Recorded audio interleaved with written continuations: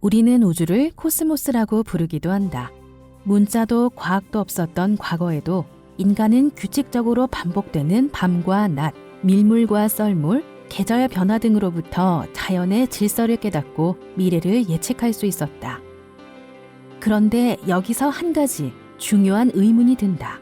우리가 발견한 질서와 법칙이 진정 우리가 사는 세계를 빠짐없이 보여주는 것일까? 창조 과정에서 완벽하고 단순한 질서만 세상에 남고 혼돈은 자취를 감추었을까? 우리는 개개인의 미래는 물론 역사가 어떻게 전개될지도 알 수 없다. 1시간 후에 내가 어떤 생각을 할지, 투자한 주식의 가격이 언제 얼마나 오르거나 내릴지, 또한 흐르는 시냇물, 다양한 모습으로 생겨났다 사라지는 뭉게구름까지 예측 불가능한 현상이 주위를 메우고 있다. 혼돈, 무질서, 우연, 불확실성. 사실 우주 전체는 광대하고 무질서한 운동의 흐름 속에 놓여 있는 것이 아닐까.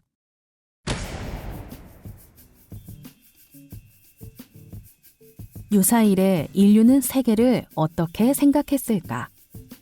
세계는 신이 만들었고 신의 뜻대로 움직이는 것이지요. 이 믿음은 뉴턴의 운동 법칙과 만유인력의 발견으로 시작된 고전 물리학이 등장하며 깨졌다.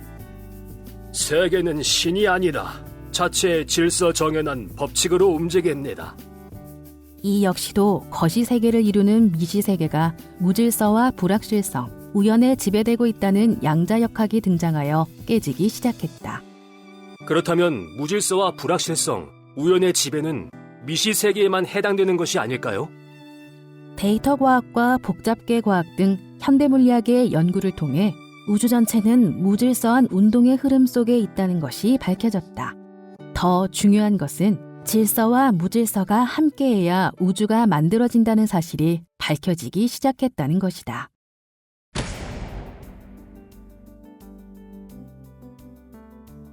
(38억 년) 전 탄생해 장구한 시간 동안 이어져 온 존재. 그러면서 아직도 미지의 영역으로 남아있는 존재가 바로 생명이다.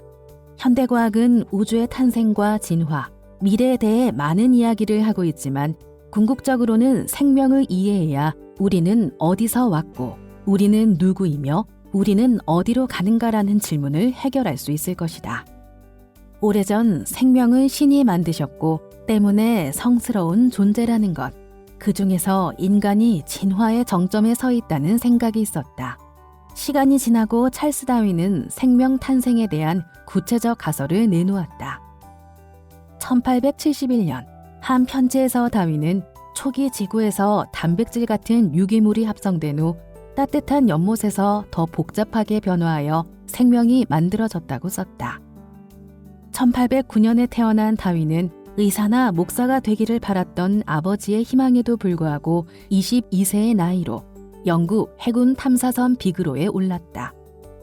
그는 5년간이나 세계 곳곳을 탐사했는데 남아메리카, 아프리카, 갈라파고스 제도 등에서 자연을 관찰하며 견본을 채집하고 기이한 화석들을 수집하여 영국 대형 박물관으로 보냈다. 항해를 마치고 돌아온 다윈은 수많은 자료를 토대로 연구를 시작했고 생물의 진화에 대해 누구도 생각하지 못한 이론을 내놓았다.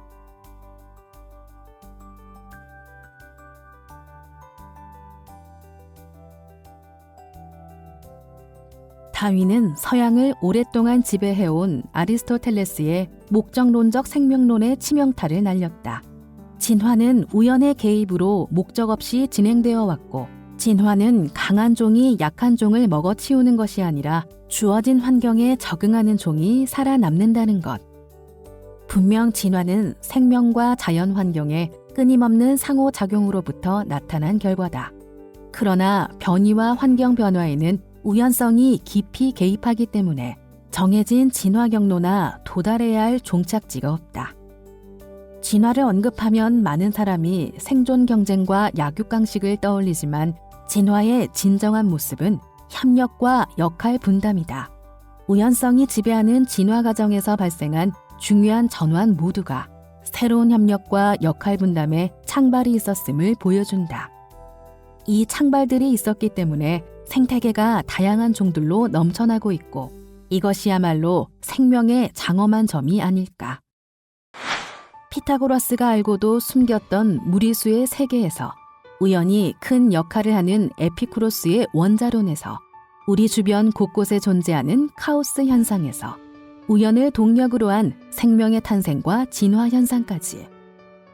우리의 세계는 예측할 수 없는 혼돈이 질서와 규칙, 필연과 만나서 탄생했다. 혼돈의 세상 속에서도 맑은 삶을 살아가기 위해서는 무질서와 불확실성, 우연으로 가득 찬 우주를 읽는 법을 알아야 한다.